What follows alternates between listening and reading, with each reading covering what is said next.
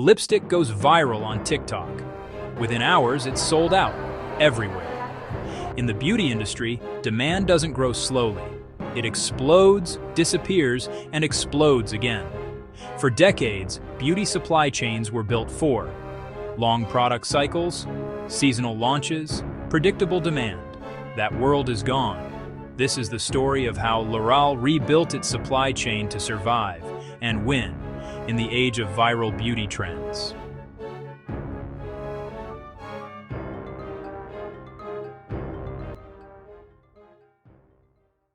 Beauty looks glamorous on the outside. Behind the scenes, it's chaos.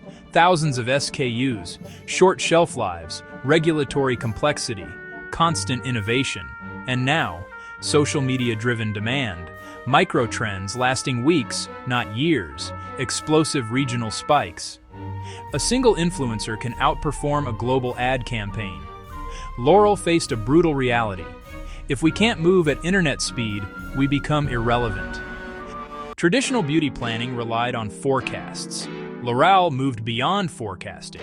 It invested heavily in real-time sales data, social listening tools, AI-driven demand sensing, short-term planning cycles.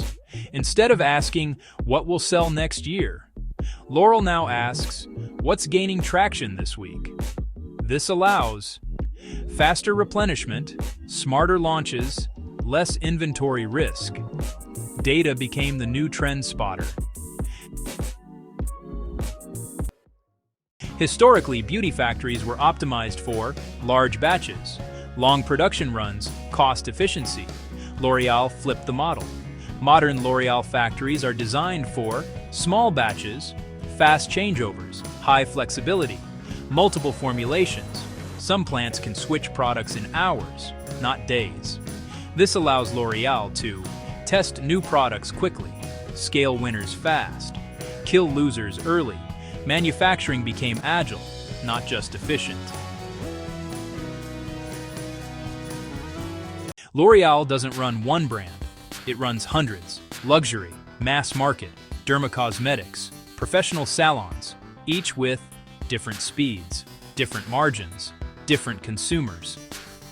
L'Oréal standardized what consumers don't see: packaging platforms, ingredients, components, manufacturing processes, while allowing massive variation in what consumers do see.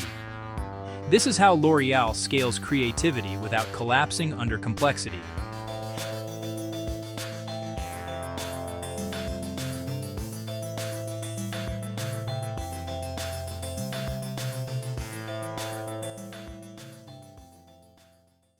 COVID exposed a weakness in global beauty supply chains: long lead times, overdependence on distant suppliers, delayed launches. L'Oréal responded by regionalizing production, nearshoring key SKUs, building capacity closer to consumers. Europe supplies Europe, Asia supplies Asia, Americas supply Americas. This reduced lead times, risk.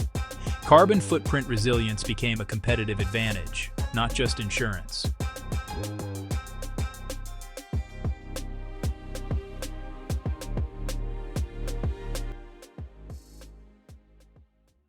Beauty consumers now care about ingredients, packaging, ethics, carbon footprint. L'Oréal had to do sustainability at speed.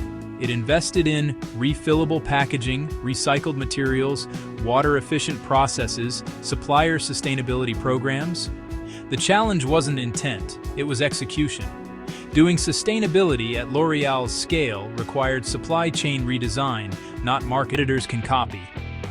Ingredients, packaging. Influencer strategies, they struggled to copy. Flexible factories, integrated planning systems, data-driven demand sensing, scale and speed simultaneously. L'Oréal didn't just modernize beauty, it industrialized agility.